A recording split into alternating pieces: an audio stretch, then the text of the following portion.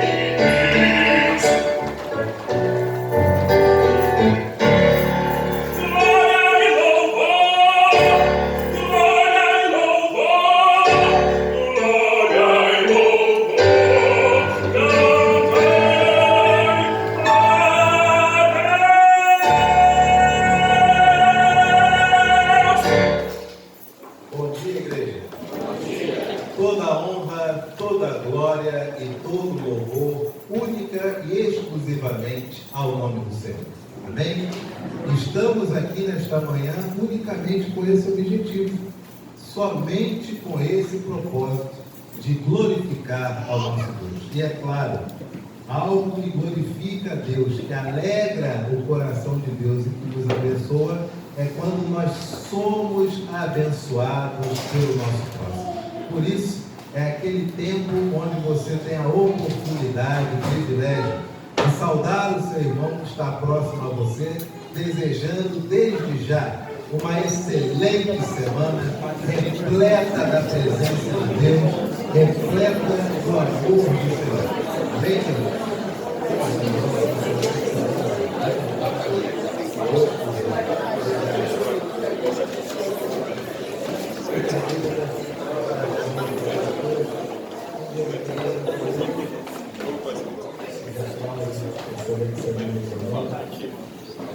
Queridos, ainda de pé como estamos, façamos a leitura que nos convida à oração, e esta leitura será feita pelo nosso irmão presbítero Paulo Rodrigues.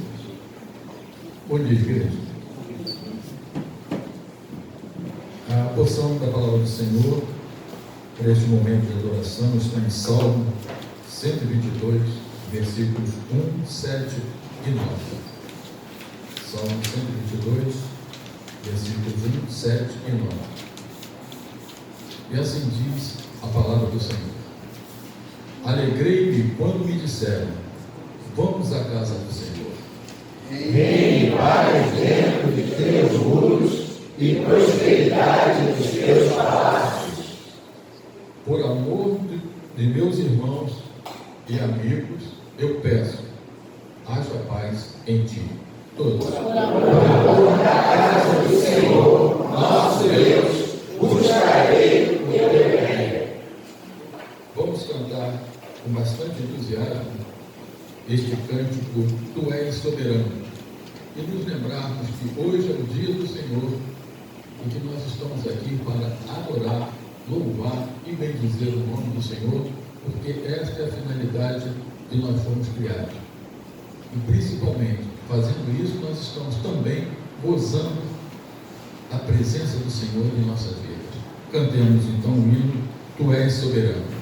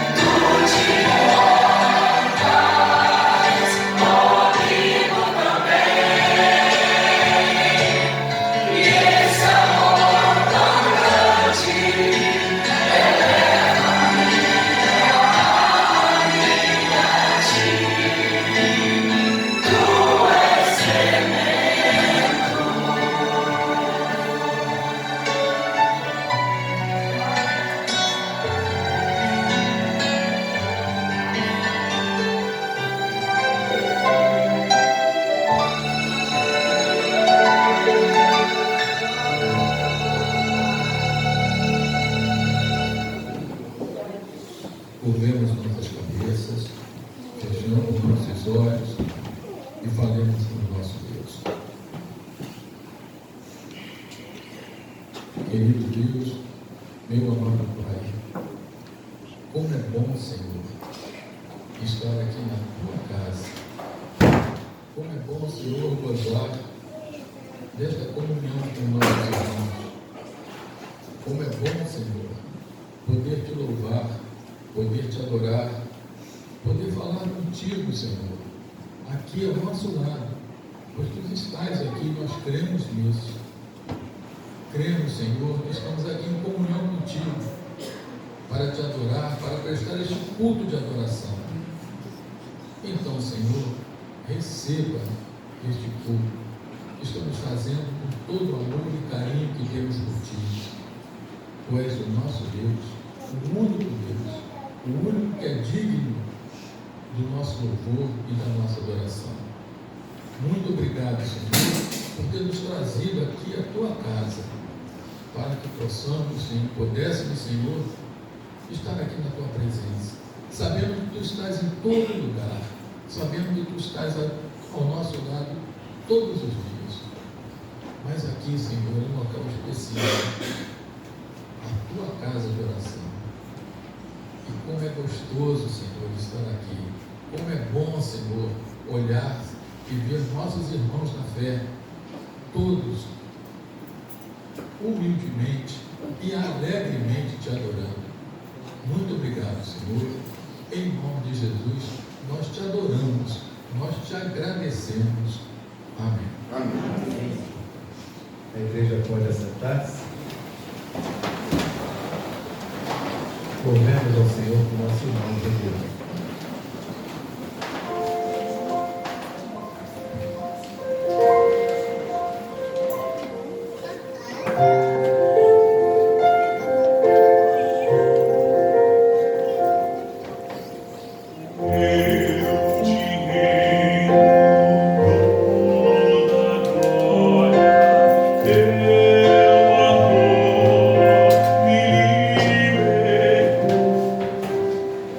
Eu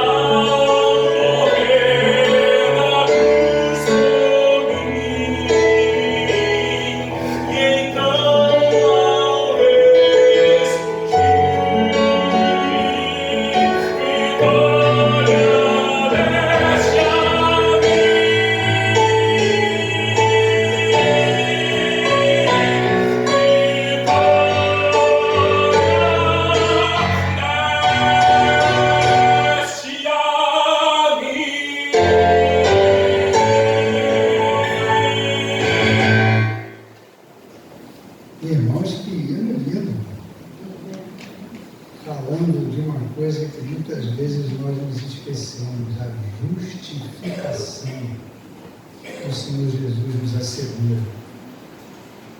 Não só o Renildo cantando, mas também a nossa irmã Nami ali tocando esse baixão aí bonito do teclado. Ficou muito bonito, que coisa boa. Quando a liturgia do culto nos estimula a adoração ao nosso Deus, a inclinarmos diante do Senhor, na presença do Senhor, para participar da liturgia. A presença do Senhor tem que ser celebrada com toda alegria, com toda reverência. Nós estamos na presença do Senhor. E nós vamos cantar um hino logo depois de lermos essa porção da palavra do Senhor. E tem um pedaço aqui da estrofe número 2 que eu acho muito interessante. Diz assim: eis formados já terríveis batalhões do grande usurpador. Ainda há pouco, pastor, nós estávamos lá na escola dominical, falamos um pouquinho sobre isso. Como há forças absurdas querendo prejudicar a caminhada da igreja do Senhor. E esse hino, ele nos convoca. Se tem terríveis batalhões do grande usurpador, nós temos que enfrentar esse negócio. Juntos nós podemos fazer isso. Como igreja, como povo do Senhor, que adora o Senhor, não porque é forte, porque a gente se garante, nada disso. É com a fé. O justo viverá pela fé. Nós acabamos de celebrar a reforma, que foi tema básico: o justo viverá por fé. Então nós estamos aqui para isso, para nos juntarmos em fé diante do Senhor, para combater esses terríveis batalhões que querem chamar o bem de mal e o mal de bem. Então nós vamos agora, por causa desse ofertório, nos oferecer ao nosso Deus para isso. Claro, faz parte desse oferecimento, dessa oferta, a parte financeira também da nossa vida. A nossa vida não é completa sem a parte financeira. Então aqui nós também reconhecemos diante do Senhor que Ele é que nos concede tudo, e nós agradecemos por tudo que o Senhor nos dá, inclusive o sustento, a saúde, né? Aproveitamos esse momento também para interceder pelas pessoas que estão precisando. Essa semana o pastor disse que a Stefania ainda está sentindo um ou outro desconforto. A igreja precisa sustentar aqueles que estão enfermos em oração. Então esse momento é um momento que nós nos dedicamos ao Senhor, ofertório, agradecimento, súplicas, nos colocamos na presença do Senhor. A igreja unida em fé. Então nós vamos ler essa porção e vamos cantar esse hino vibrantemente, e depois então que tivermos as manifestações de entrega de dízimos, o diácono vai passar pelo meio do corredor, quem estiver preparado, se preparou, se programou, entrega ao Senhor aí a sua participação. Depois então nós vamos ter a oração que o diácono faz, entregando ao Senhor aquilo que nós trouxemos. O texto é de Mateus, diz assim: não acumuleis para vós outros tesouros sobre a terra, onde a traça e a ferrugem corroem, e onde ladrões escavam e roubam. Mas ajuntai para vós outros tesouros do céu, onde traça nem ferrugem corrói, e onde ladrões não escavam nem roubam. Porque onde está o teu tesouro, aí estará também o teu coração. Faz parte do esforço da igreja, está com a porta aberta, pregando para receber quem o Senhor trouxer para a gente acolher. Faz parte também do trabalho dos campos missionários, que a nossa igreja apoia, sustenta. Eu nunca fui lá, eu já fez um circuito lá para conhecer se os caras estavam precisando de alguma coisa a mais. Tinha muita coisa precisando, né, pastor? A nossa igreja tem ajudado. Então, é para isso também. Tem gente lá longe que está precisando ouvir a palavra do Senhor no cenário que nós vamos apoiar. A gente quer até expandir isso aí, né, pastor? Se a igreja quiser, vamos fazer, com certeza. Tá bom? Vamos cantar? De pé, queridos, cantemos.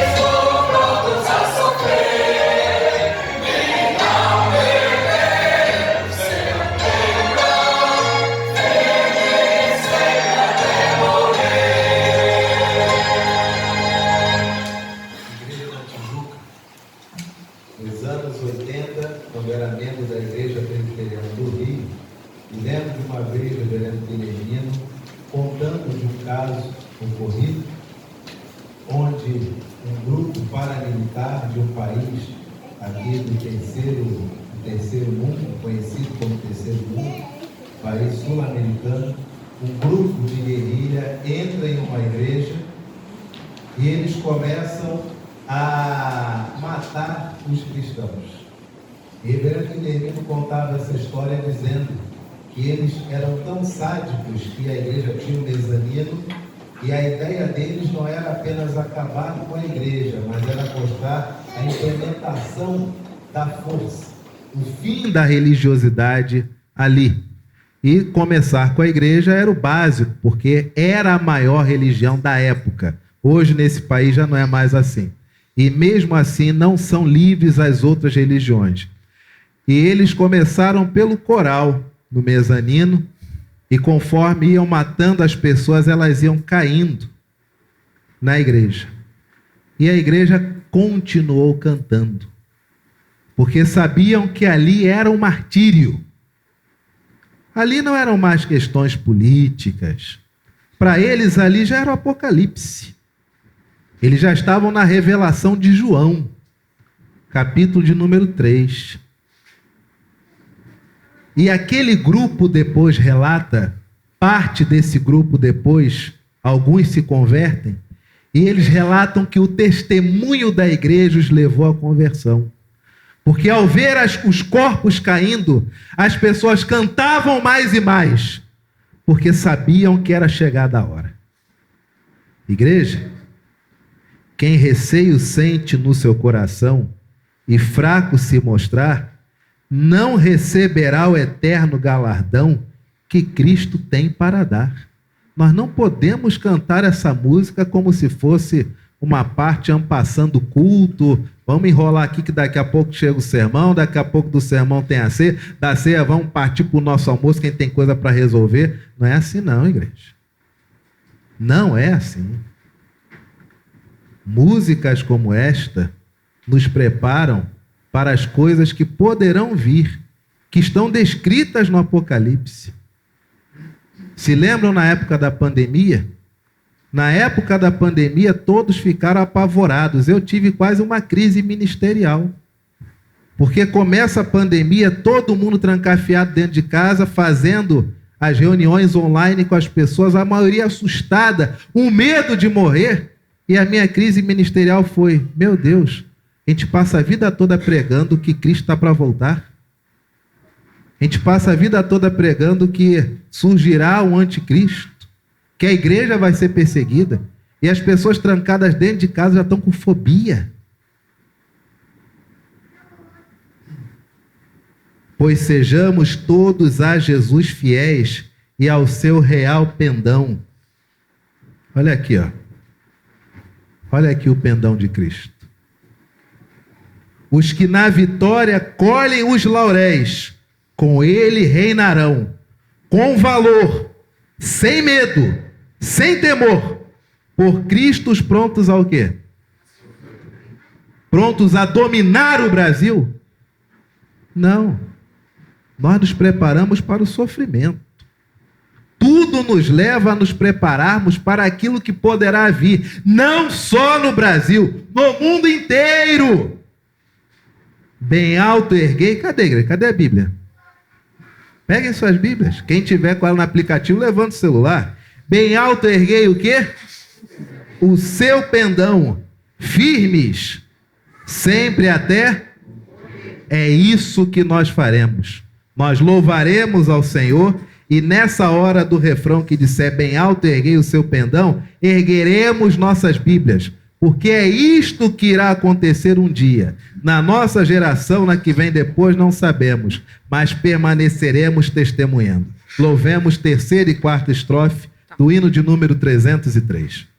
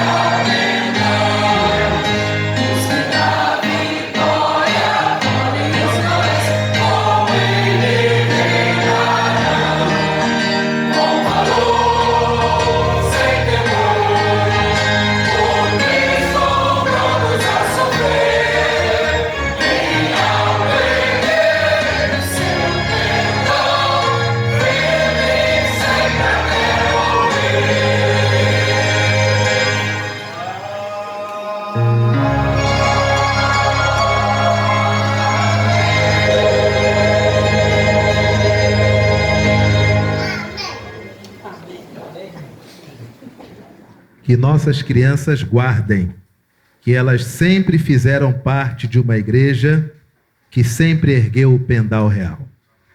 Louvemos ao Senhor em oração. E desta oração de consagração, lembremos de orar pelos nossos missionários da Junta de Missões Nacionais.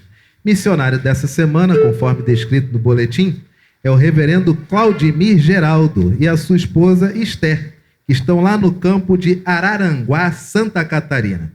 E o nosso avô 2022, reverendo Marcelino Oliveira, lá de Petrolina, Pernambuco. Oremos com nosso irmão diácono Gilmar Pereira Dias. Obrigado, Deus maravilhoso, porque o Senhor está conduzindo o nosso espaço para que possamos estar firmes na sua direção e assim, Senhor, termos o seu galardão. Muito obrigado a Deus pelos dízimos e oferta que o seu povo traz à sua casa, para que haja mantimento, para que essas portas estejam abertas, para que possamos pregar o seu maravilhoso amor para todos aqueles que aqui vierem. Fica conosco, nos ensina, nos ajuda a administrar, que nada se perca, que possamos fazer sempre multiplicar.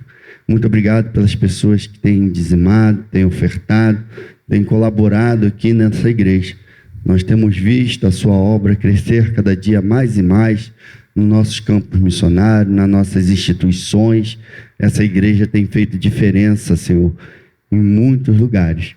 Muito obrigado, porque o Senhor nos dá o privilégio, nessa manhã, de poder estar orando pelos seus missionários, nosso irmão, amigo, pastor Marcelino, nosso pastor também Claudemir, sua esposa Esther, que a sua mão poderosa e bondosa esteja sobre a cabeça deles e de todos os seus familiares, onde quer que eles estejam nesse momento, que eles possam estar sendo, Senhor, guardados por Ti, amparado, e que possa estar falando, Senhor, do seu maravilhoso amor.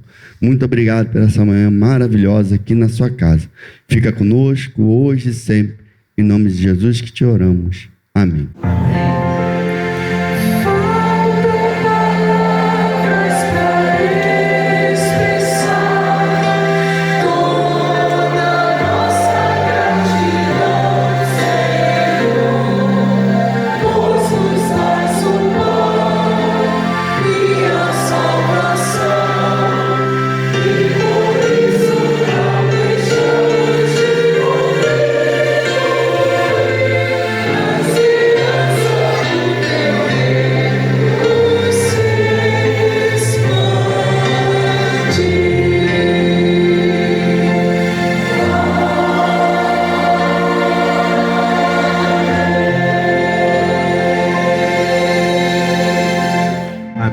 A igreja pode sentar-se. Onde é que estão nossas crianças? RL100, tá aí hoje? Ah, falou, tô. E aí? Chega aí. Isso. Esqueceu alguma coisa? Vem, rapaz. Acho que ele esqueceu algum negócio ali. Peraí. Agora. Pode vir. Traz aqui que o tio não enxerga muito bem, só enxerga de frente, bem pertinho. Cadê? Cadê? Vem aqui. É minha isca para você subir. Isso. Vem mais um, vem mais um. Dá aqui na minha mão. Isso. Mais um, mais um, mais um. Isso. Aqui, vem mais para cá, vem para cá. Minha mão tá aqui, ó. Bota aqui. Pronto, viu como é que eu te trouxe onde eu queria? Mas vai pegar? Você dá com uma mão e tira com a mesma? Peraí. Desce devagarinho. Mais um. Pronto, voltou. Ih, rapaz. Muito bem, ó. Obrigado por esbanjar, viu? Obrigado por ostentar. Rafael Luiz está na área. Tá melhor, Thiago? Ele tá melhor? Que bom. Gabriela, tá tudo bem? Graças a Deus. Maria Alice. Stefani. Lilica. Serena. Muito bem, é o nosso time. Meu Deus, mas que vestido bonito. Lilica, olha para trás, olha que vestido lindo. Opa, é uma princesa Disney. Vem cá, isso, sobe mais um. Isso, dá a mão aqui. Isso aí, meu Deus do céu, minha gente. Mas que vestido. Mas que vestido bonito, minha querida. Alícia, você está vendo esse modelo aqui de vestido? Olha que chique. Olha, eu acho que você tem um vestido bonito. Olha só que sorrisinho. Olha a Serena, olha como é que ela sorri pra gente. Ali, ó. Coisa mais fofa. Muito bem, vamos pela ordem. Começar com a nossa princesa. Bom dia, princesa, tudo bem? Bom dia, princesa. Tudo bom com você? Ouve a sua voz no microfone. Fala aqui, ó. Fala aí. Oi, voz. Muito bem. Você hoje, Serena, veio sozinha? Sozinha? Tá. Aquele casal que tá ali... Não, a moça tá aqui, ó. Essa moça trouxe você também? Trouxe? Qual que é o nome dela? Qual que é? Larinha? É? Ah, você está apontando para aquela moça ali? Para tia Ângela? Muito bem. Ô, Serena, semana foi boa, meu amor? Você comeu bastante? Tá feliz? Testando o som, né? Os técnicos dizem que não pode testar muito assim não, mas vamos lá. Serena, você pode fazer um favor para mim? Aliás, você hoje vai para a classe de escola bíblica dominical? Eu soube... Ih, cadê? É hoje, Gleice, que vai ter É surpresa? Ah, então é surpresa. Serena, não posso falar o que é não, mas ó, olha aqui, ó. Olha aqui, ó. Parece que é alguma coisa nessa área aqui, ó. Parece. Mas vamos lá. Serena, você pode passar o microfone para Maria Alice, por favor? Obrigado. Maria Alice, bom dia. Bom dia. Tudo bom? Sim. Passou bem a semana? Sim. Como é que estão suas notas? Ótimas. Ótimas? Que chique. Vai passar de ano? Sim, na última prova eu tirei 14 e eu tenho que passar de 70 para poder passar de ano. Só que no meu último boletim eu estava com 64 já. Já estava com 64? Sim. Aí você tem que chegar a 70. 70 e passar. Então, para você chega a 70, passa. É isso? Sim. Já aí... está com 64. Sim. Aí ou 70 ou mais de 70. Entendi. Você vai passar de 70, não é isso? Sim. E você tem que ter... O limite são quantos pontos? 100? 80? O limite são 100. São 100? Sim. Muito bem. E tua meta é chegar aos 100? Sim. Caramba, isso mesmo. Parabéns. Gostei de ver. Passa para a Stephanie, por gentileza. Bom dia. Bom dia. Como estão suas notas? Boas. Oi? Boas. O que são notas boas? Tô tirando nota boa. Assim, não sei como explicar. Me dê um exemplo de nota boa. O que é uma nota boa para você? Sem bater o microfone. 10. Nota boa é 10. E você é uma aluna que tem tirado 10 nas matérias? Sim. Oi? Sim. Parabéns. Mínimo a sua obrigação. Perfeito. Daí para mais. Muito bem. Para os nossos visitantes é minha filha, tá? Agora passa o microfone aí para Alícia. Bom dia, Alícia. Serena, fica aqui, dá um passinho para trás. Isso. Bom dia, Alícia, tudo bom? Alícia, você sabe quantos views tem o seu vídeo cantando com o seu avô no Instagram? Você sabe? Não é pirulito não, é microfone, não é pirulito não. Já estão te dando pirulito? Olha, não é pirulito não, microfone. Você sabe quantos views tem o seu vídeo no Instagram? Mais de 16 mil visualizações, Alice. Eu deveria ter monetizado o seu vídeo. Ah, muito bem. Eu vou contratar a nossa querida Giovana, é uma Instagrammer. Ela vai ver a monetização desse vídeo e o recurso vai ser revertido para a sua faculdade em Harvard. Combinado? Muito bem. RL100 está ali, está ostentando o carrinho. É um Transformer esse carrinho? Tem que dar um Transformer para ele. Aí ele vai ficar parado montando, desmontando toda hora. Ele tinha um Transformer? Tá sem bateria e quebrou? Com o recurso do vídeo da Alícia, se for monetizado, nós vamos comprar a bateria do Transformer. Pronto. Tias, por gentileza, coloque-se de pé. Oh, meu Deus do céu. Cuidado para não cair aqui. Vou ficar por aqui. Pronto. Isso. Não, pode subir mais um, para você ficar pertinho dela. Isso.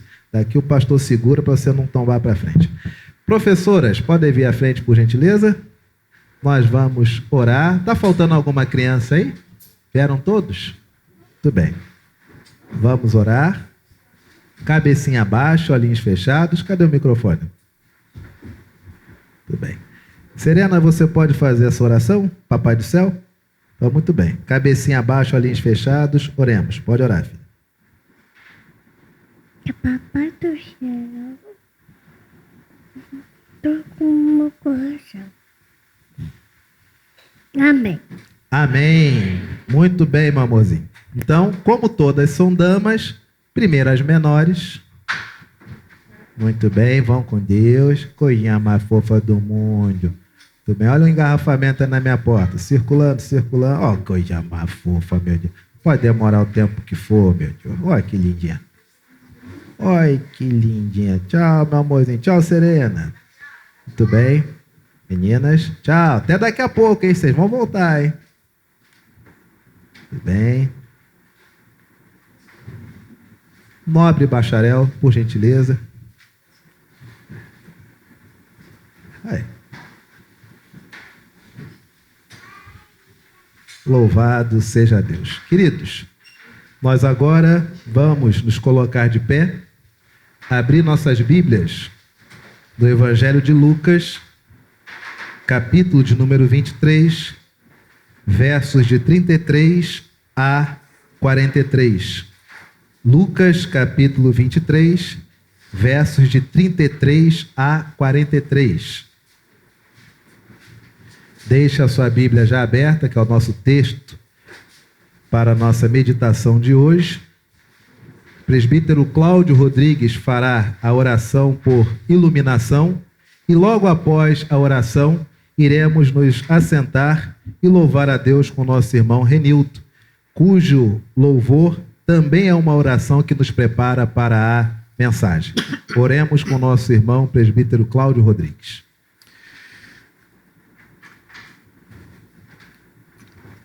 Pai querido, muito obrigado, Senhor, porque agora iremos receber de Ti os ensinamentos que Tu tens para nós hoje. Iremos abrir a Sua palavra e ler aquilo que Tu inspiraste aos homens para nos transmitir até a data de hoje.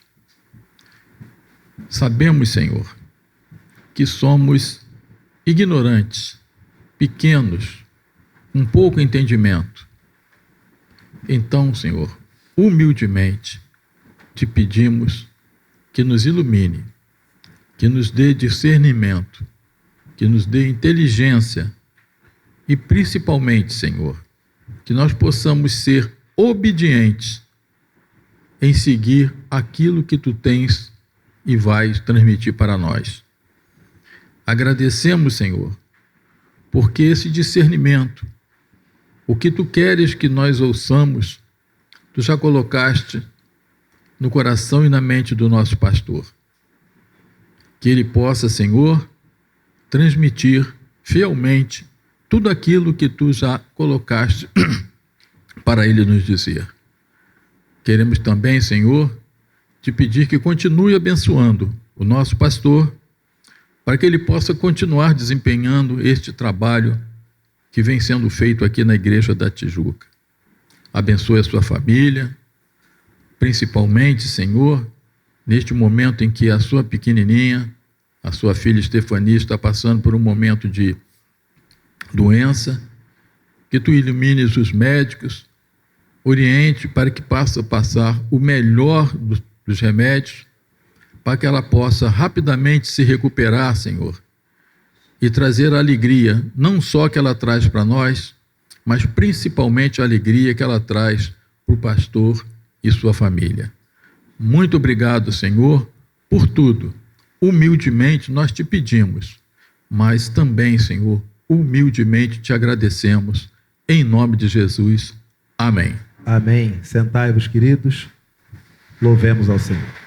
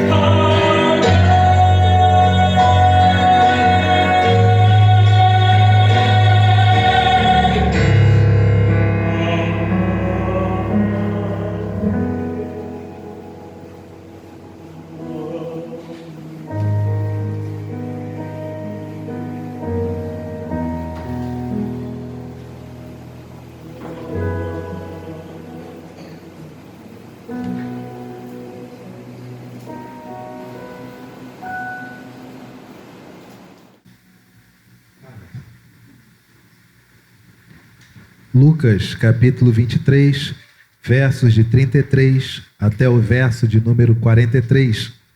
Lucas 23, de 33 a 43.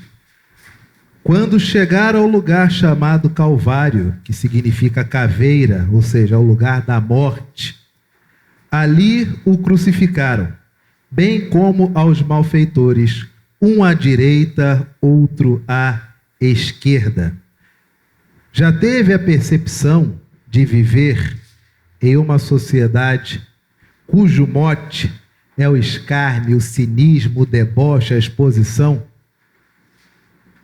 Falando um português mais claro, porque a nossa audiência, no sentido das pessoas que não apenas estão aqui, mas que também nos assistem pela internet, e graças a Deus são centenas de pessoas que recebem a palavra de Deus também por esta igreja. Você já teve a sensação de viver em uma sociedade cujo normal, e aí vou usar uma expressão popular, é o esculacho? Jô Soares contava uma história que esteve em um restaurante na Europa e, estando nesse restaurante, foi reconhecido. E a pessoa disse: olha, quem viveu no Brasil, e com certeza conhece também o senhor, é o chefe. Eu, no final, vou falar, quando o senhor estiver terminando o seu prato, vou chamá-lo aqui, porque eu acho que ele vai ter prazer em rever e conhecê-lo pessoalmente. Ao terminar o seu prato, o garçom chamou o chefe, e passado um tempo o chefe veio, e quando olhou, falou: Jô Soares, no meu estabelecimento, coisa boa. Aí sentou-se, começaram a conversar, e o Jô Soares perguntou: mas vem cá, aí o chefe dizendo que gostou muito do Brasil, Brasil é uma experiência maravilhosa, etc e tal. E aí o Jô perguntou para ele: mas vem cá, o que mais te dá saudade do nosso país? E o chefe respondeu em tempo real, sem titubear, sem demorar um segundo: a esculhambação. E o Jô não entendeu. Como assim? A esculhambação. Ah, eu sinto saudade daquela esculhambação. Porque você não precisa estar com tudo certo, tudo ajeitado, não precisa estar com tudo no figurino. Simplesmente as coisas acontecem como tem que acontecer. Quando você viu, já deu certo. Aqui não. Eu sinto saudade da esculhambação. Isso, década de 90. Nós temos um quadro nesse texto que mostra como as pessoas podem chegar, talvez, ao pior nível da espécie humana, que é basicamente o seguinte estado de espírito: quanto pior, melhor. Se você gosta de literatura, você já deve ter lido dezenas de livros que mostram a evolução da sociedade, ou no caso, a involução da sociedade, para chegar no nível do quanto pior, melhor. Se você gosta de quadrinhos, você vê que a maioria das histórias futuristas falam de uma sociedade cujos heróis, na verdade, são o quê? Os vilões. Você olha que todos os livros que narravam acerca de futuro falam de uma sociedade impessoal e cínica. Mas isso não é um privilégio que, infelizmente, nós viveremos no futuro. Olha como era a sociedade dessa época aqui. Quando chegaram ao lugar chamado Calvário, que significa o quê? Caveira. Quando chegaram, então, no nosso português, lá no paredão, lá no local, lá no micro-ondas, como se diz nas comunidades periféricas, quando chegaram no local mesmo da desgraça, ali onde todo mundo morre, ali o crucificaram, bem como aos malfeitores, um à direita e o outro à sua. O objetivo era expor. Não pagava de bom, não pagava de santarrão, vai ficar no meio da bandidagem, meu amigo. Vai ser humilhado é aqui, ó. Não vivia cercado, não se achava diferente, conversava com mulher, conversava com samaritanos, era recebido por doutores, vai ficar no meio da ladroagem. Contudo, Jesus dizia: Pai, perdoa-lhes porque não sabem o que fazem. Então, olha a sociedade à época, repartindo o quê? As vestes dele, lançaram. Você imagina o nosso Senhor e Salvador crucificado, tá? Com uns pregos gigantescos perpassando, alguns dizem que era a mão, outros dizem que era a distância que você tem entre esses ossos, perpassando os seus membros, e ele naquele estado, vivendo em uma sociedade do quanto pior, melhor, onde as pessoas olharam e já disseram: tá com roupa bonita, né, vagabundo? Tá com roupa bonita, né? Não era santão, não era Deus, mas agora vai ficar pelado. E começa cada um a puxar as suas vestes. Puxar para rasgar. Você acha que pegaram uma escadinha que a gente compra ali na Multicoisas? E tinha um fecheclé e te puxaram o fecheclé? Tinha um velcro, abriram com cuidado, porque podia ter os seus pelos no meio do velcro. Você acha que foi assim? Rasgaram as suas vestes de qualquer jeito. E pouco importa se o braço está pendurado e ao puxar o pano, se simplesmente aquele pano ali, ele vai rasgar e vai trazer o braço, pouco interessa. O que interessa é o seguinte: tem que humilhar, tem que colocar em escárnio, tem que ser vexatório. E ali não apenas isso, deixaram o Senhor Jesus nu. Prosseguindo, na sociedade do quanto pior, melhor, na sociedade onde o objetivo era o deboche, o povo, verso de número 35, estava ali, e qual era a reação do povo? A tudo? O povo quieto, meu amigo. Quanto pior, melhor, né? Pode piorar mais um pouquinho? Vou deixar piorar mais. Já ficou pior? Ainda não? Então deixa mais um tiquinho. Vamos esperar. Enquanto isso, que se dane quem está participando. Também as autoridades, o que faziam as autoridades? Zombavam, mas as autoridades não apenas zombavam, mas também falavam. Qual era a fala das autoridades? Leamos. Salvou.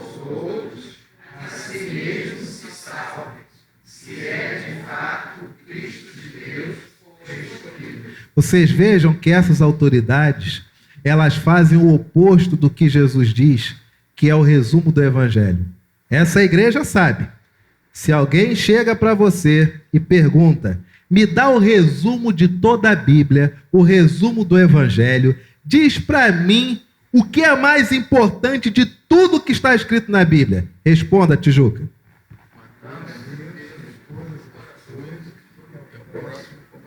Vamos lá, Tijuca? Amarás o Senhor teu Deus com todas as tuas, de toda a tua e com todo o teu. Amarás o teu e amarás também a quem? Aí você vê que aqui é o oposto perfeito. O que as autoridades diziam? Salvou os outros, a si mesmo se salve, se é de fato o Cristo de Deus, o escolhido. Na sociedade da zombaria, da hipocrisia, do cinismo, do deboche, do escárnio, ora, amar a Deus, amar ao próximo e amar a si? Não. Você não dizia que bom era amar os outros? Agora é a tua vez, cadê? Tu não dizia que era um só com Deus? Agora é a tua vez, cadê? Ainda não ficou pior, então vamos continuar zombando. Igualmente os soldados, verso 36, escarneciam e aproximando-se, trouxeram-lhe vinagre, dizendo, se tu és o rei dos judeus, salva-te a ti mesmo. Infelizmente, uma sociedade do quanto pior, melhor, do deboche, do escárnio, da desgraça, da alegria de ver o estado de coisas irem se degradando cada vez mais, infelizmente, não foi apenas um privilégio deste momento da história. Hoje, isso também se repete. E não é de hoje. Se você procurar observar, e aí eu vou ter que pedir para você fazer um exercício de lembrança, tá? Se você observar os desenhos, e isso nós temos estudos que falam a respeito, se você observar os desenhos da década de 60, 70, 80 e até 90, você percebe que os desenhos, eles têm personagens sérios, personagens cômicos, tem uma grande aventura, uma história que é o fio condutor daquela trama, mas todos os desenhos tinham uma coisa em comum: uma lição de moral. Da minha época, e hoje adulta que eu fiquei sabendo, mas eu era vidrado nos Thundercats. Era vidrado, era fascinado nos Thundercats. E agora, quando adulto, no surgimento da internet, chegam as informações que a empresa, quando pensou em fazer o desenho, uma das primeiras providências foi contratar uma equipe de psicólogos, porque eles queriam que o desenho, ao final, sempre desse uma lição de virtude às crianças, e eles também sabiam que se o desenho ensinasse positivamente às crianças, os pais forçariam os filhos a verem aquele desenho. E aí você tem aqueles personagens que se juntavam e diziam honra, verdade, lealdade, força, e você ficava desde pequeno, é isso aí, ó, honra, é isso aí. Lealdade, é isso aí. Desenhos como He-Man eram mais explícitos ainda. Terminava o desenho, vinha a sessão somente no programa de hoje, fulaninho mentiu. Por que ele mentiu? Olha o que aconteceu. Então, amiguinhos, falem a verdade. Até a próxima. E os pais praticamente não precisavam forçar o filho a ver o desenho. Porque fora os valores, os desenhos também eram o quê? Eram bons, né, amigo? Até o final de 90, você ainda tem desenhos que ensinam valores ou virtudes. E aí os estudiosos dizem que quando chega o início do atual século, início dos anos 2000, e vai aos poucos se aprofundando nisso, a indústria chega a uma conclusão de que não precisava ensinar valores, mas ele tinha que entreter pela arte do entretenimento. Então você pega desenhos que começam a não ensinar mais valores e virtudes, mas eles apenas promovem a graça pelo simples fato de que tem que fazer rir. E você começa a ver os desenhos diminuindo as lições de moral, e você tem hoje desenhos cujos personagens até mesmo anatomicamente te forçam a perceber que aquilo tudo ali é uma grande anedota.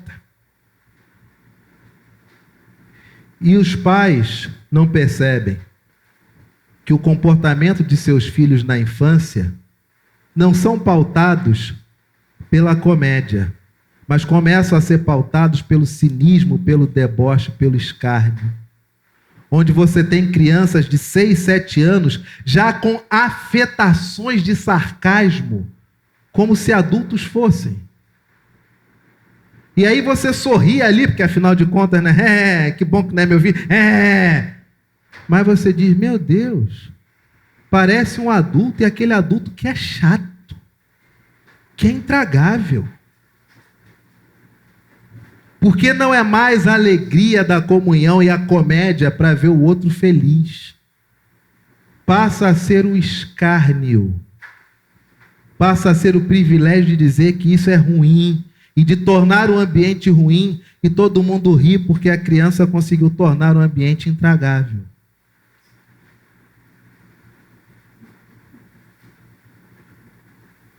Nos nossos dias, até mesmo os filmes, vivemos uma sociedade onde o que faz sucesso são filmes. Livros, infelizmente, a criança e adolescente são raros os que leem.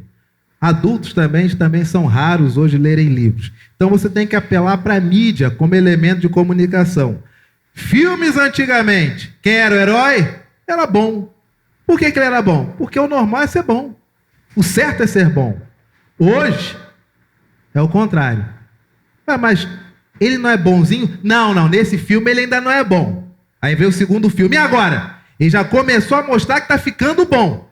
No terceiro filme. Então, no terceiro filme agora, que normalmente é o de pior bilheteria, porque ninguém mais aguenta. Então, nesse terceiro, que poucas pessoas vão ver, aí ele vai ficar bonzinho. E por que ele não era bom desde o começo? Não, é porque ele está em um processo de autoconhecimento. Ele ainda está se descobrindo. Isso te leva a uma conclusão. Por definição, então, o indivíduo ele é ruim. E conforme ele vai errando e vai fazendo mal aos outros, aí sim, ele tem a autorização para se tornar bom. Agora você imagina as crianças, e se antigamente os pais forçavam a criança a ver porque ensinavam valores, agora os pais jogam tablet, jogam celular, liga logo na Netflix e joga logo no Cartoon, que acho que já acabou. Joga em qualquer canal desses. Por quê? Porque enquanto a criança está ali com a pupila dilatada naquele brilho lá, modo dinâmico, os pais estão fazendo outras coisas e também dormindo. Resultado? Crianças desde pequenas expostas ao deboche, ao sarcasmo, ao simples prazer de que ao tornar o ambiente intragável é assim que o adulto ri. Então vamos que zumbar. Quando chegam na adolescência, e aí vou te dizer agora, as características dessa atual geração, conforme os estudiosos. E é uma pena que esses estudiosos não incluem ali os pastores. É uma pena. Porque se incluísse os pastores, a lista aumentaria. Mas vou me ater somente aos estudiosos. Características da atual geração, e não pense que a atual geração são apenas as crianças, não. Mas somos todos nós que nesse momento da história respiramos.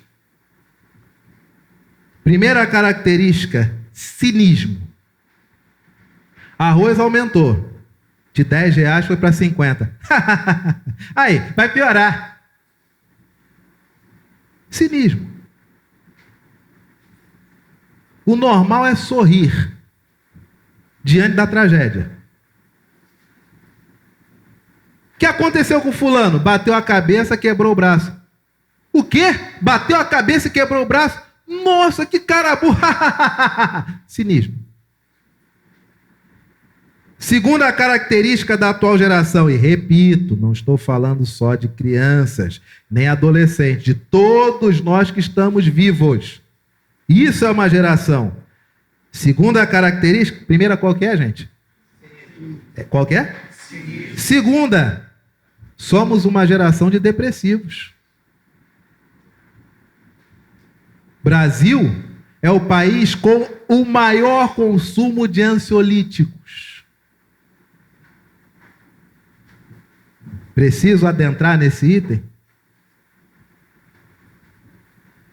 Somos uma geração de autocentrados que não percebemos que existem os outros.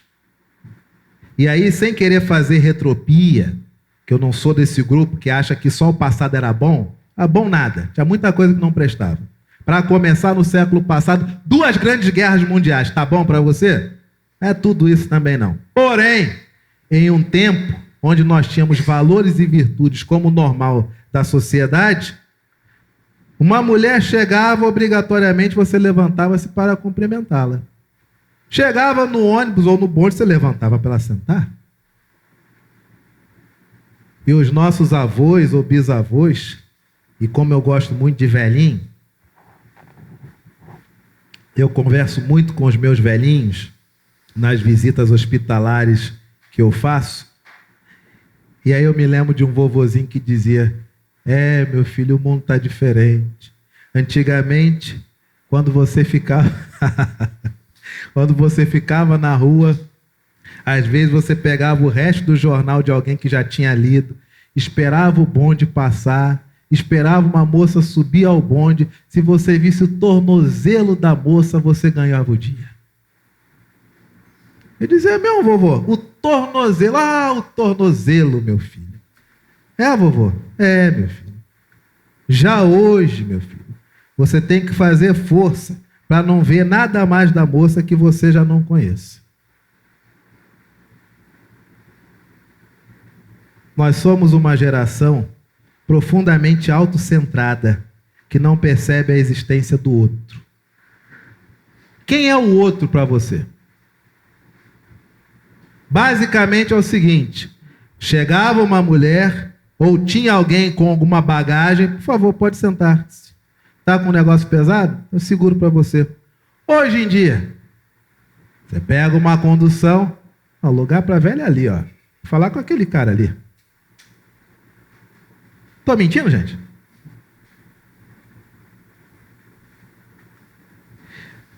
Somos cínicos, depressivos, autocentrados e com isso não percebemos a existência do outro. Não olhamos para os lados, somente olhamos para dentro. Saudade de chegar numa fila de mercado e a pessoa mandar você passar à frente porque só tem um item, não é verdade? Saudade. Saudade quando as pessoas, elas falavam baixo em público para não atrapalhar o outro.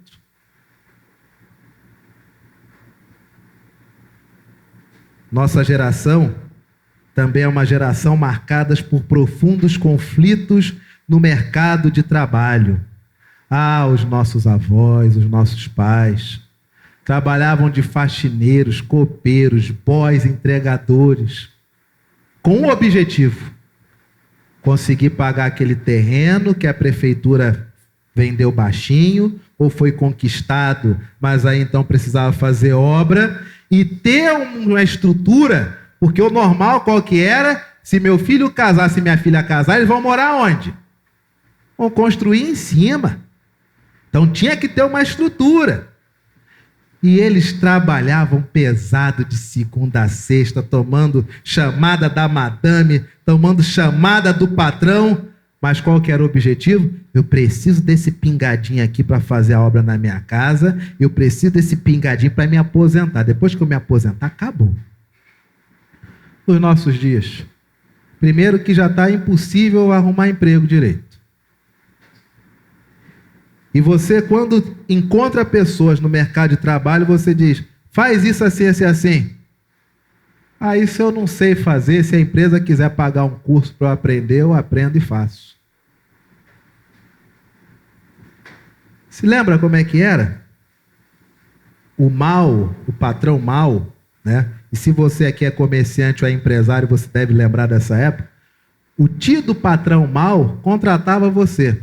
Aí no seu primeiro dia você virava para a pessoa que estava do lado e dizia o quê? Olha, eu fui contratado, mas eu não sei nada, tá? E a pessoa dizia: vamos fazer o seguinte, fulano, ele vai te passar as instruções e você cola com ele, você vai começar a trabalhar com ele. Nós não percebíamos, mas o patrão pagava para a gente aprender a trabalhar.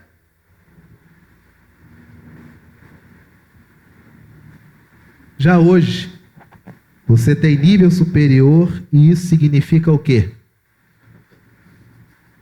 Essa é a sociedade que estamos inseridos. É uma sociedade cínica, depressiva, autocentrada, não olha para o lado, que tem conflitos no mercado de trabalho e tem grandes dificuldades em lidar com a frustração. Ah, meus queridos, eu tenho que confessar. Lá em casa eu corto um dobrado. Porque toda vez que eu digo, quem foi que fez isso aqui? Papai, é que... Não. Quero saber quem foi que fez. Então, papai, é porque... Não. Se você não aprender de criança a assumir o que fez, se tornará uma péssima adulta. Porque vai sempre botar na conta dos outros ou das circunstâncias. Mas o mundo precisa de pessoas que digam, olha, quem fez fui eu. Posso explicar o que aconteceu? Aí é outros 500, minha filha. E teve uma época que era difícil chegar a essa conclusão lá em casa. Aí toda vez que alguma coisa lá em casa fica assim, meio esquisito, sabe o que eu faço? Acordo sábado de manhã, já tem lá os canais que minha Mileide gosta, sento e começo a assistir os desenhos, aí eu vou anotando. Aí quando ela acorda, tudo bom, minha filha? Tudo bem. Já botou no desenho? Já botei, meu amor, tô esquentando a televisão para você, minha filha. Quer assistir do lado do papai? Claro, senta no meu colo e começa. Ó, isso que ele fez foi errado, ó. Isso aí não é assim, não. Ah, não é assim, não. Tá vendo aquilo ali, ó? Foi errado. Olha o que vai acontecer. Olha ali, tá vendo? Ah! Todos nós temos tempo de fazer isso? Não temos. A atual geração, desde o mais novo até o mais idoso, hoje, encontra-se com grandes dificuldades de lidar com frustrações. E, infelizmente, tendo a dizer a você que vai piorar. Sabe por quê? Porque antigamente se frustrava as pessoas que eram promessas. Fulano prometia ser isso. Não conseguiu. Ciclana prometia que ia ser aquilo. Não conseguiu. Nos nossos dias, poucas são as pessoas que têm projetos que você diga, fulano é uma promessa. Quem não é uma promessa, não tem do que frustrar-se. Porque nunca teve objetivo a alcançar. Então, do que se frustrará? Eis o nível da nossa atual sociedade. E aí você olha para o texto, você vê a mesma coisa. É a exposição, é a humilhação, é a alegria de deixar o outro nu, um povo inerte somente observando, o poder público zombador, o poder público auxiliando em tudo aquilo que não presta, que corrobora com a desgraça de Jesus. E aí, queridos, nós temos o ápice desse texto, que é o verso de número 37 e o verso de número 39. Leiamos. Se tu és o rei dos judeus, faz o quê? Verso de número 39. Não és tu o Cristo? Então o quê? Em outras palavras, você diz que é bom, né? Você diz que é de Deus, não é isso? Você diz que é diferente, não é isso? Você diz que vive por outra regra de conduta, não é isso? Então faz o seguinte, se rebaixa ao nosso nível, porque se você se salvar, você não salva os outros. Torne-se um egoísta. Mude sua forma de ser. Não vale a pena ser bom. Você não percebeu que não vale a pena ser bom? Se você morrer, você morre para salvar todos, mas todos não merecem ser salvos. Então faz o seguinte, se rebaixa ao nosso nível, ao nível da mediocridade, e se torne como nós. Seja egoísta. Seja vingativo. Faça cair um raio sobre quem lhe fez o mal. Bota para fora toda essa energia que deve estar dentro de você, de ódio. Vem para a realidade, que esse mundo não presta. Dizem que a última tentação de Cristo foi salvar-se. E é verdade. Porque até o último suspiro, o que ele ouvia? Não vale a pena. Salva você mesmo. Isso aí já deu o que tinha que dar. Salva você mesmo. Igreja, nós estamos sendo tentados a isso. Estamos sendo tentados a olhar para a sociedade e dizer o quê? Deixa que quanto pior, melhor. Nós estamos sendo tentados a sentar na arquibancada e fazer o quê? Meu vizinho, situação está difícil. Não sou prefeito. Nós passamos pelas pessoas e somos tentados a sequer dar um bom dia. Porque já sabemos que, dependendo da pessoa, você dá um bom dia, já toma um esculacho de resposta, não é isso? Mas aí a gente vai começando a descer o nível. O Senhor nos chama de seu rebanho, de suas ovelhas. E nós estamos sendo tentados a nos transformarmos em pitbulls na rinha. Com o que nós aprendemos com Jesus, aí, queridos, é maravilhoso, né? Aí é agora. Aí Deus mostra que Ele nada de braçada em tudo. E se for sofrimento, Ele sabe bem o que é isso. Porque o que Ele passou, nenhum de nós passou. Como é que nós lidamos com essa geração, com essas características? Ora, Jesus também passou por isso e pior. Ele morreu por conta disso. Olha aqui o que Jesus diz. Verso de número 34. Presta atenção, igreja. Verso 33. Quando chegaram no paredão, no micro-ondas, lá na caveira, no Calvário, que é o significado de Calvário, caveira, ali o crucificaram. E resolveram expô-lo, botando 2 ladrões, um de cada lado, para ele ser incluído no rolo. Contudo, Jesus dizia: Pai, perdoa-lhes, porque não sabem o que fazem. Discípulo de Jesus, é isso aqui que o Mestre nos ensina. E esse é um ponto de corte. De se somos discípulos de Jesus ou se nos tornamos seguidores de homens. Olha o que diz o Senhor Jesus. Primeira coisa que Jesus nos ensina nessa manhã: em nenhum momento da sua vida esqueça de que Deus é seu Pai. Não entra nessa de achar que Deus é só Senhor. Não entra nessa de achar de que Deus é só soberano, é justo juiz, que Ele é Deus dos exércitos. Todas as vezes que perguntavam para Jesus o que fazer em relação a Deus, como se deve adorar a Deus, como devemos falar com Deus, Jesus sempre respondia: e vós orareis assim: Pai. Onde devemos adorar? Vem a hora e já chegou que os verdadeiros adoradores adorarão ao Pai. E como o relacionamento de um discípulo muda quando ele deixa de ver Deus apenas como um grande soberano Senhor. Ele olha para Deus e diz: Pai! Porque Deus é teu Pai. Dificuldade nossa, nem sempre a nossa expectativa ou a nossa lembrança de pai, o tema paternidade, nos é prazeroso. Então a maioria prefere ver Deus como Senhor, porque a palavra pai, e aí usar um termo dos nossos dias, já é um gatilho.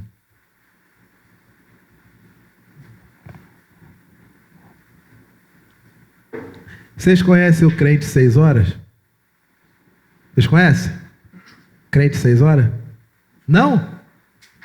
Isso aqui é só para enganar, tá? O crente 6 horas é aquele que ele chega no local e vamos orar, claro. Quero que vocês orem por mim, o cara disso, daquilo. Quero que vocês orem por mim, o cara disso, daquilo. Quero que vocês orem por mim, disso, daquilo, outro. E ele fica o tempo inteiro procurando reunião de oração, pedindo 6 horas, 6 horas, 6 horas por isso, 6 horas por aquilo, 6 horas por aquilo outro. E sabe por que muitas vezes nós somos assim? Curiosamente, a maioria dos crentes 6 horas, que ele só pede para os outros orar, mas ele em si não ora, esse é o crente 6 horas. A maioria esmagadora tem irmãos. E quando criança, ele se sentia o filho preterido do relacionamento com a autoridade, pai, tio, mãe. E aí ele chegava e dizia: pai, me dá um sorvete. Pai dizia o quê? Tá merecendo não, não.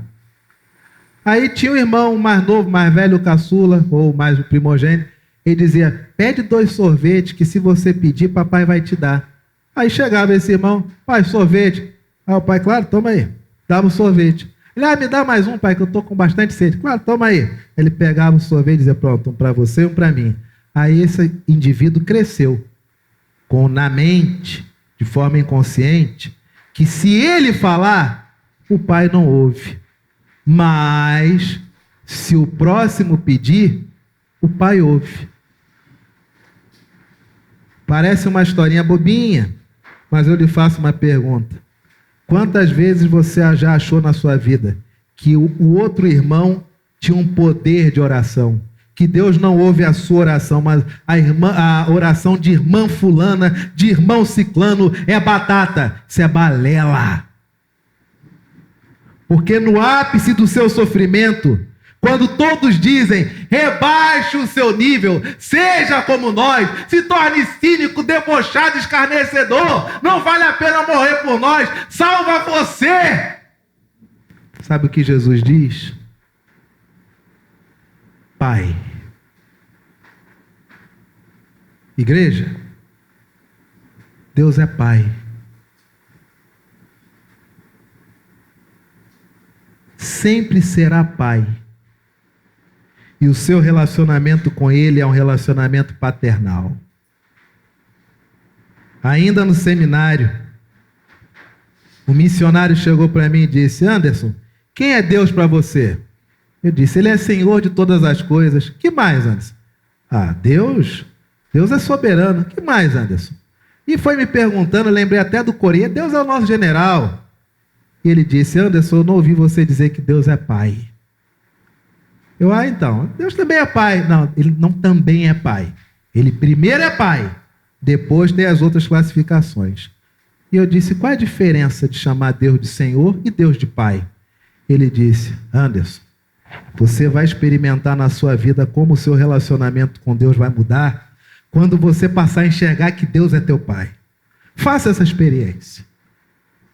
E eu guardei.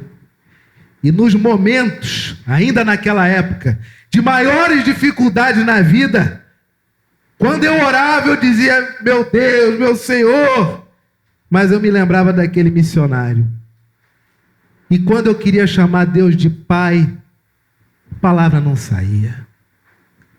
Porque quando você começa a se relacionar com Deus como Pai, e você é filho, e o Pai só disciplina aquele a quem ama, e o Pai só quer te fazer melhor, e o Pai quer te direcionar para a vida, para que você vença. O relacionamento é outro. Você olha para as circunstâncias e diz: o que meu Pai quer me ensinar? Quando Deus só é Senhor, você olha para as circunstâncias e diz: por que Deus está me castigando? Deus é Pai, igreja. Pai, segunda lição, ainda no verso de número 34, perdoa-lhes.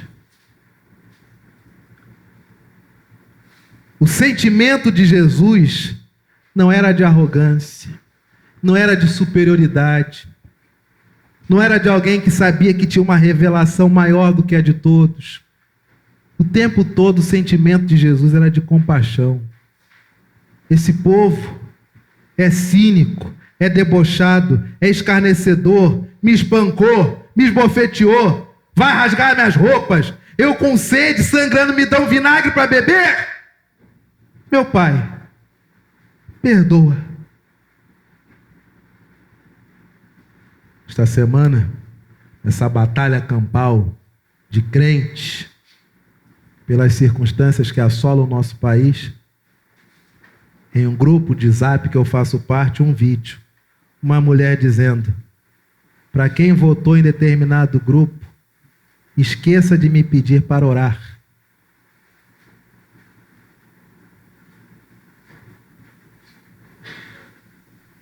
Esse é o estado de coisas que nós estamos vivendo. E na cabeça da mulher o seguinte: quem acha que normal é o aborto é hipócrita em pedir oração por criança. E quando ela explicou por que não ia orar mais por determinadas pessoas, me lembrei na hora desse texto. Pai, perdoa. Perdoa. O perdão não pode sair do coração do discípulo de Jesus.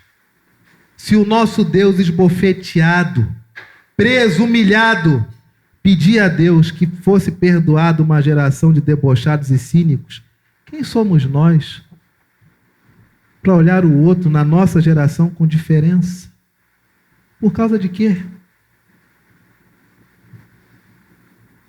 Que isso, gente? Que horror!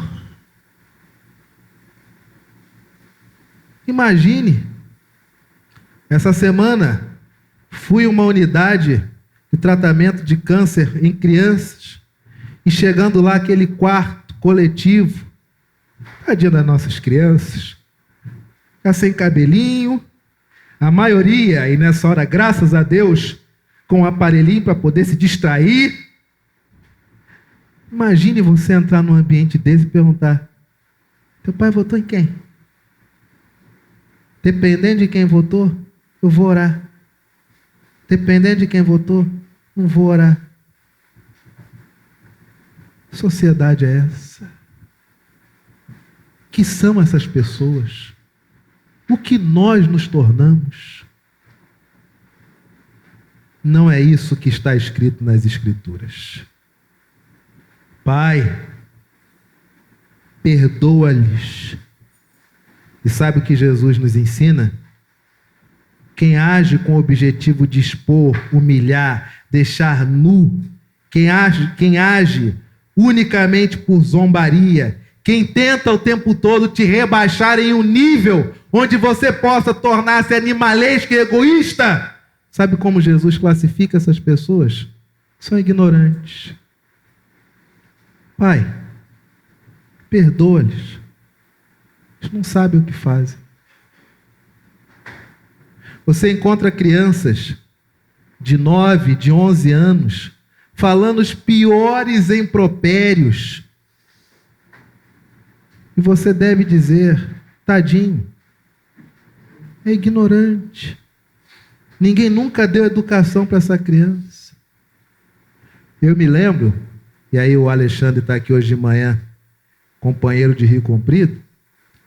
Eu me lembro, quando eu era criança, nós tínhamos tem o dia de Cosme e Damião, então era natural todo mundo sair correndo, pegar doce, aquele troço todo, sei que, papapá.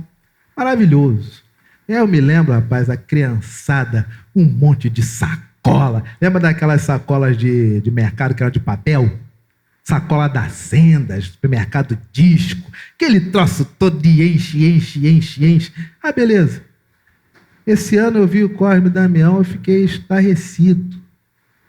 Porque não parecia que eram pessoas querendo tão somente doces. Parecia que era uma espécie assim de: durante esse dia as ruas são todas nossas. E eu olhava e dizia: meu Deus, quase foi atropelado. A mulher deixou um bebê em cima de uma mureta para pegar um saco de pipoca. Não sabem o que fazem.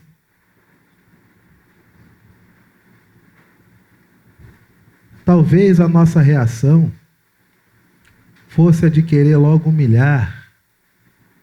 Mas a reação de Jesus é dizer: meu Pai, não leve isso a mal, porque jazem na ignorância. Uma ativista, recentemente, falando acerca de como está o nosso país, e tentaram arregimentá-la para fortalecer o grupo ao qual ela fazia parte, ela disse basicamente o seguinte: não me incluam em nada disso, não estou em movimento nenhum. Agora, se essas pessoas que estão com esse comportamento, se elas quisessem realmente mudar o Brasil, com o mesmo ímpeto que elas estão agora nesse período eleitoral, elas fariam filhos ou adotariam crianças. O Brasil mudaria. Chineses não estão nem suando olhando como está o mundo. Muçulmanos não se importam com nada desse mundo. Está aí a Copa do Catar, mostrando que se não for do jeito deles, nada é feito. Judeus, há 6.000 anos acostumados a entrar e sair de impérios e nações por cima. O que eles têm em comum? Quanto mais filhos, mais a nossa fé será preservada e mais manteremos o nosso status quo como nação. Crentes no Brasil, pai de Samambaia, mãe de Calopsita,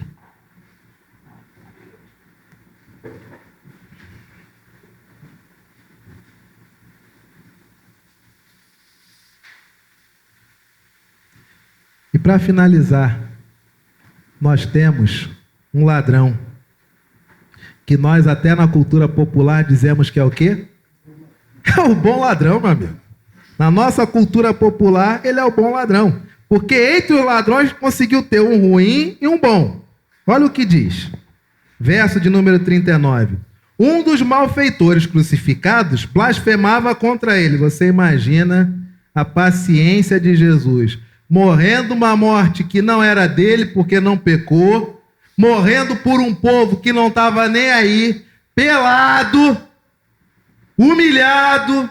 Com gosto de vinagre na boca, com a sua fronte ensanguentada, com sangue escorrendo no rosto, empalidecendo, lábios sem cor. E aí tem um do lado dele que faz o quê? Tu não era bom? Vai aí, ó. Esse ladrão, o ladrão ruim, é a prova de que tudo que está pior, pode piorar. Porque pior do que ser crucificado, e as pessoas dizendo para você baixar o seu nível, é quem está crucificado do teu lado dizendo o quê? Baixa o nível. Respondendo-lhe, porém, o outro repreendeu-o dizendo, nem ao menos temes a Deus, estando sobre igual sentença? Olha que lindo aqui, olha que coisa. Olha quando o arrependimento chega, a metanoia em tempo real, a mudança de rumo, a conversão em tempo real. Olha isso. Nós, na verdade, com justiça, porque recebemos o castigo que os nossos atos merecem, mas este nenhum mal fez. O bom ladrão, o que ele nos ensina? Temor a Deus, ciência do castigo e consciência das consequências. E a última lição que ele nos ensina é essa aqui no final, verso 42. Jesus, lembra-te de mim quando vieres no teu reino. Em outras palavras, dessa vida não tem mais como eu melhorar as coisas. Dessa vida aqui eu não posso mudar nada. Mas se existir alguma outra a qual o Senhor esteja, lembra de mim.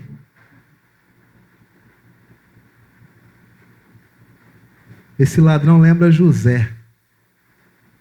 Vai até Faraó, lembra de mim. E aí Jesus dá a resposta a ele, que é a resposta que ele dá à igreja, que vive em uma sociedade cínica, escarnecedora, depressiva, conflituosa. Em verdade te digo que hoje estarás comigo no paraíso. Meu irmão e minha irmã, em uma sociedade como a que nós estamos vivendo, e não é apenas no Brasil não, tá? Não é apenas no Brasil não. Em outros países, está muito pior. Em uma sociedade que vive nesse estado de coisas, sabe o que nós devemos procurar? eu já estou na eternidade.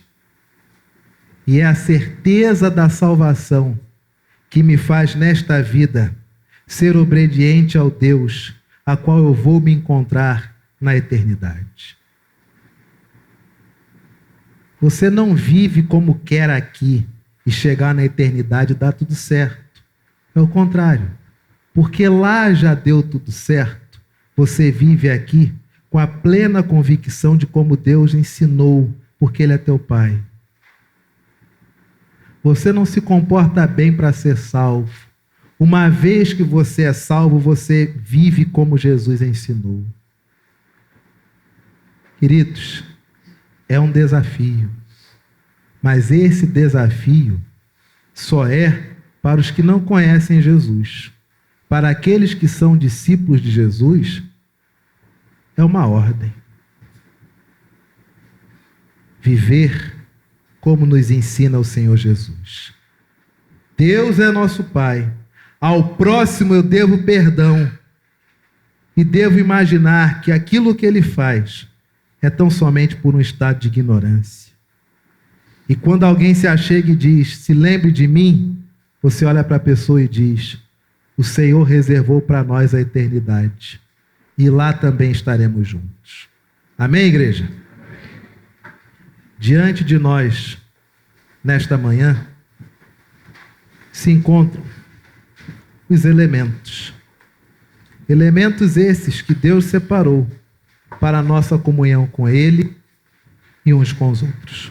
Convido o presbítero Tiago Bolsas.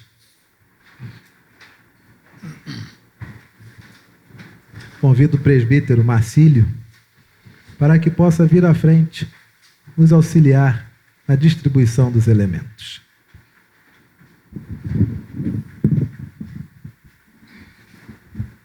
Tudo bom?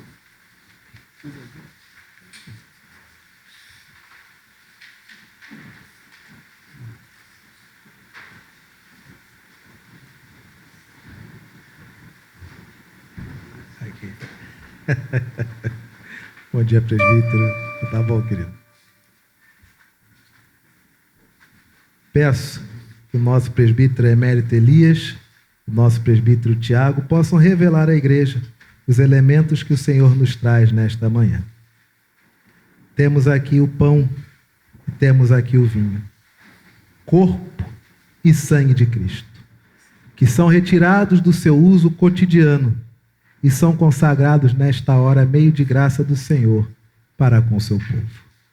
Graças te rendemos, ó Pai, pela bênção desse dia. Diante de nós encontra-se a tua mesa, mesa que é de tua comunhão para conosco. Louvamos o teu nome porque diante desta mesa estão todos aqueles que têm plena convicção que são pecadores e que são filhos de um único Pai. Louvamos o teu nome porque esta mesa nos aproxima de ti e nos faz enxergar o próximo como igual. Dá-nos o privilégio de receber-te. É a nossa oração em nome de Jesus. Amém. O Senhor Jesus, na noite em que ele foi traído, ele tomou o pão e, tendo dado graças, ele o partiu e disse: este é o meu corpo, que é dado em favor de vós. Fazei isto em memória de mim. Depois de haver ceado, tomou o Senhor Jesus o cálice e, tendo dado graças, disse: este cálice é o cálice de uma nova aliança no meu sangue. Fazei isso todas as vezes em que dele beberdes, em memória de mim. Louvemos ao Senhor com o hino de número 266 e logo a seguir, logo após louvarmos a Deus, nos reuniremos diante desta mesa, comeremos o pão e beberemos o cálice. Peço a todos os presbíteros que se coloquem aqui à frente, abaixo, para que juntos possam receber a ceia do Senhor, a bandeja. Abaixo, meus irmãos, por gentileza.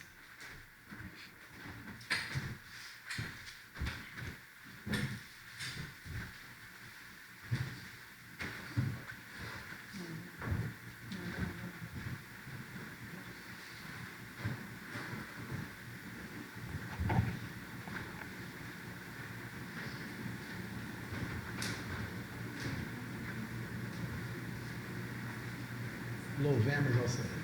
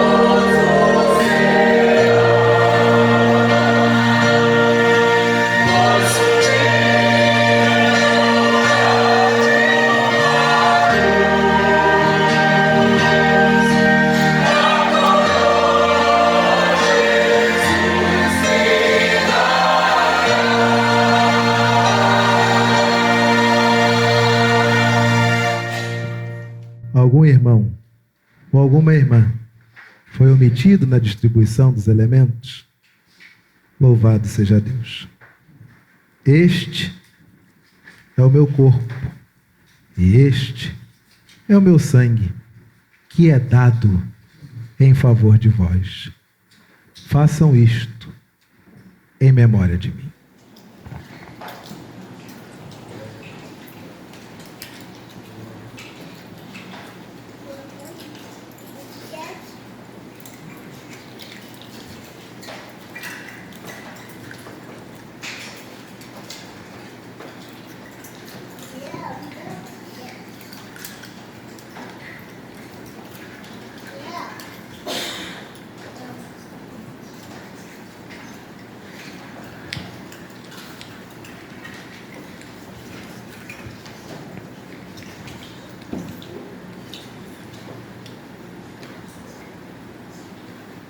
Coloquemo-nos de pé, queridos, E esta oração de gratidão será feita pelo presbítero Cláudio Rodrigues.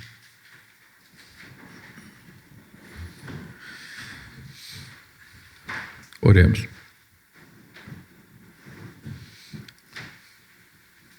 Meu Deus, meu Pai querido,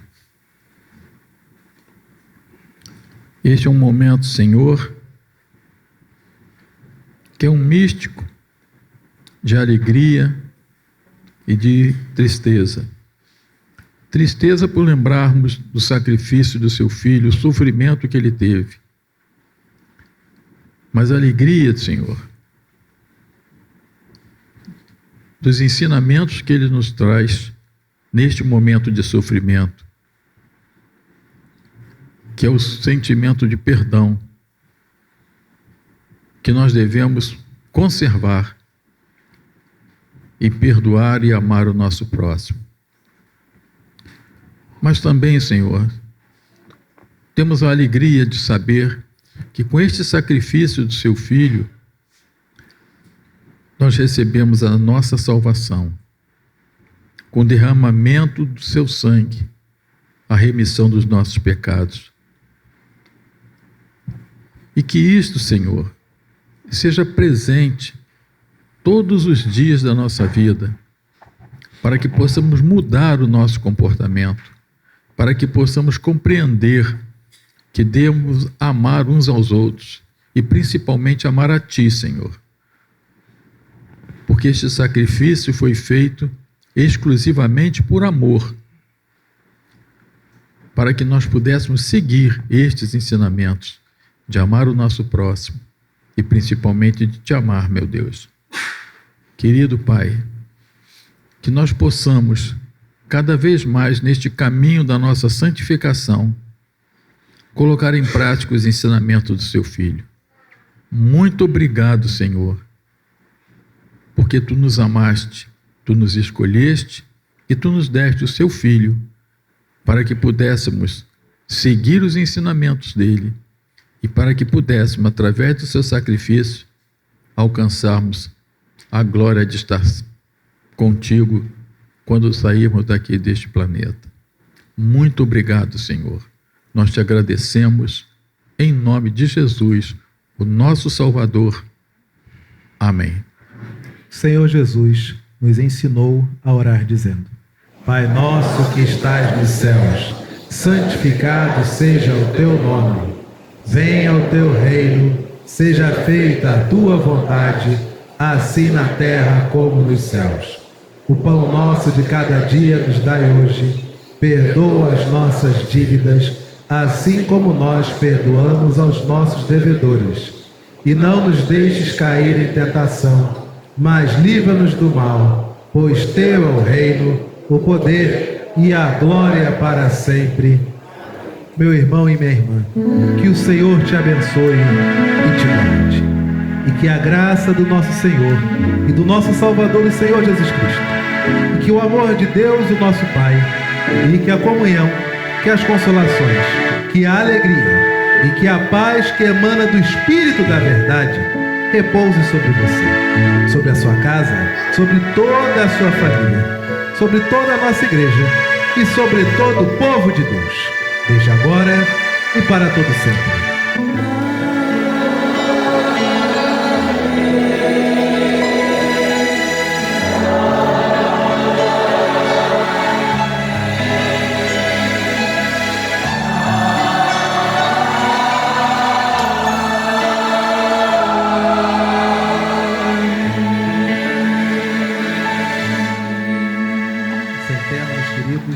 Ouçamos o nosso poslúdio em oração silenciosa.